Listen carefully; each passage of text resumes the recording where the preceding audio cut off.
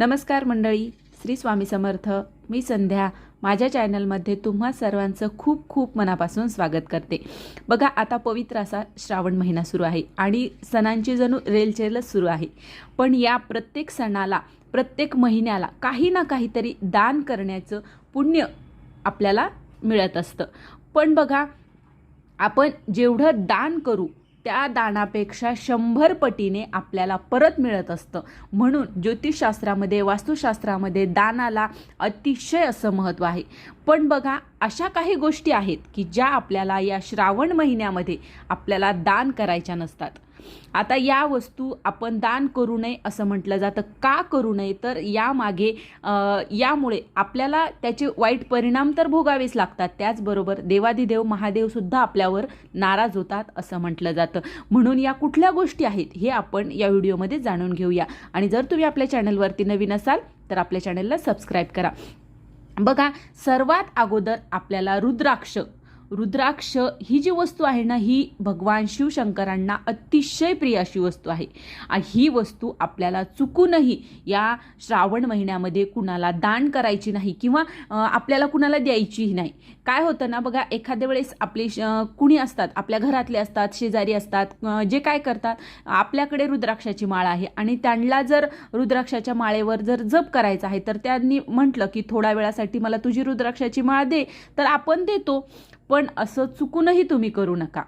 थोडा वेळ राग येईल, पण तुम्ही आपली स्वतःची रुद्राक्ष किंवा रुद्राक्षाची माळ चुकूनही तुम्ही कोणाला देऊही नका. थोड्या वेळासाठीही देऊ नका आणि दान म्हणून किंवा भेटवस्तू म्हणून सुद्धा तुम्ही रुद्राक्ष या श्रावण महिन्यामध्ये कुणालाही देऊ नका. त्याच्यानंतर दुसरी वस्तू आहे ती म्हणजे दूध. बघा, दूध ही देवाधिदेव महादेवांना अतिशय प्रिय आहे. श्रावणामध्ये आपण महादेवांना दुधाने आपण त्यांचा अभिषेक करत असतो. जेव्हा आपण दुधाने महादेवाच्या पिंडीवर आपण अभिषेक करतो तेव्हा देवाधिदेव महादेव आपल्यावर प्रसन्न होतात आणि आपल्या मनोवांछित इच्छा ते पूर्ण करत असतात. त्यामुळे तुम्हाला होईल तेवढं तुम्ही या श्रावणामध्ये दूध देखील कुणालाही दान करायचं नाही किंवा द्यायचं सुद्धा नाहीये. त्याच्यानंतर तिसरी गोष्ट आहे तांदूळ. बघा, ही गोष्ट देखील शिवपूजेमध्ये अतिशय महत्त्वाची मानली जाते. त्यामुळे आपण त्याचबरोबर बघा, या श्रावणामध्ये आपण शिवपिंडीला आपण दही भाताचं लेपन करत असतो. त्यामुळे ही तांदूळ ही वस्तू अशी आहे जी शिवपूजेमध्ये अत्यंत महत्त्वाची मानली जाते. त्यामुळे तांदूळ ही वस्तू आपल्याला कुणालाही चुकूनही दान करायची नाही श्रावण महिन्यामध्ये. त्याच्यानंतर वस्त्र. आता या महिन्यामध्ये तुम्हाला वस्त्रदान करायचे असेल तर तुम्ही करू शकता, पण काळ्या आणि पांढऱ्या या 2 रंगाचे वस्त्रदान आपल्याला चुकूनही करायचे नाहीये असं. त्याच्यानंतर दही व साखर.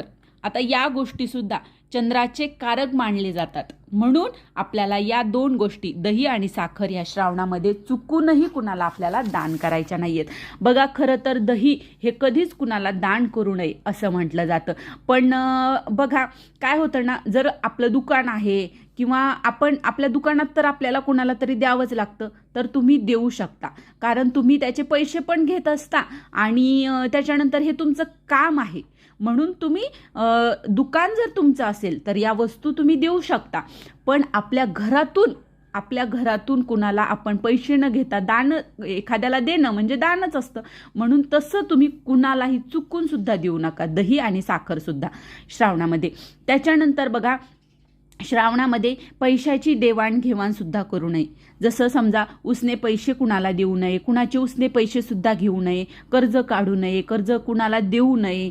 बघा, या गोष्टी श्रावणामध्ये करू नये असं सांगितलं जातं. पण बघा, काय होतं ना, श्रावणामध्ये पैशाची देवाणघेवाण करू नये असं म्हणतात. पण जर समजा आपल्याला कधी इमर्जन्सी आली, म्हणजे समजा जर दवाखाना वगैरे काही जर आपल्याला इमर्जन्सी येऊ शकते, मग तशा वेळेस तुम्ही पैशाची देवाणघेवाण करू शकता. पण मुद्दामहून आपल्याला जेव्हा इमर्जन्सी नाहीये तर या चुका तुम्ही टाळायच्या आहेत या श्रावणामध्ये. त्याच्यानंतर सर्वात महत्त्वाचं म्हणजे गंगाजल आणि भस्म. बघा, गंगाजल आणि भस्म या शिवपूजेतील अतिशय महत्त्वाच्या 2 गोष्टी आहेत. तर या 2 गोष्टी कुणी कितीही मागू द्या, तुम्ही त्या कुणालाही द्यायच्या नाहीत.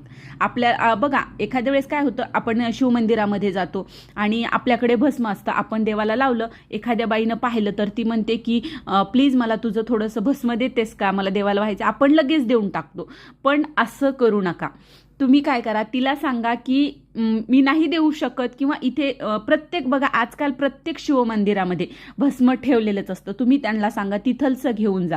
बघा, त्यांना थोडा वेळ राग येऊ शकतो, पण ही चूक तुम्ही अजिबात करू नका. या श्रावण महिन्यामध्ये आपलं भस्म, आपलं गंगाजल आपल्या घरातून कुणालाही देऊ नका. कोणी कितीही मागू द्या, अजिबात देऊ नका.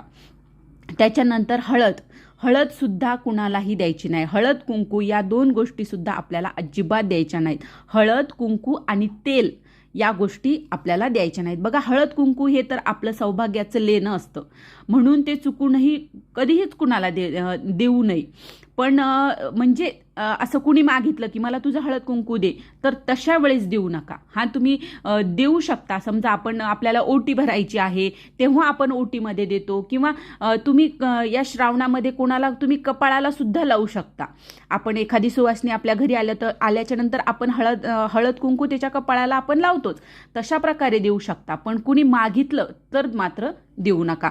त्याचबरोबर तेल सुद्धा आपल्याला या श्रावणामध्ये कुणालाही द्यायचं नाहीये. तर बघा, या गोष्टी होत्या: रुद्राक्ष, दूध, तांदूळ, वस्त्र, दही, साखर, त्याच्यानंतर पैशाची देवाणघेवाण, गंगाजल, भस्म, हळद कुंकू, तेल या गोष्टी आपल्याला चुकूनही या श्रावणामध्ये कुणालाही द्यायच्या नाहीत, किंवा दान करायच्या नाहीत, किंवा भेट स्वरूपात आपण एखाद्याला या गोष्टीपैकी या श्रावणामध्ये कधीही द्यायच्या नाहीत. तर ही चूक तुम्ही अजिबात करू नका.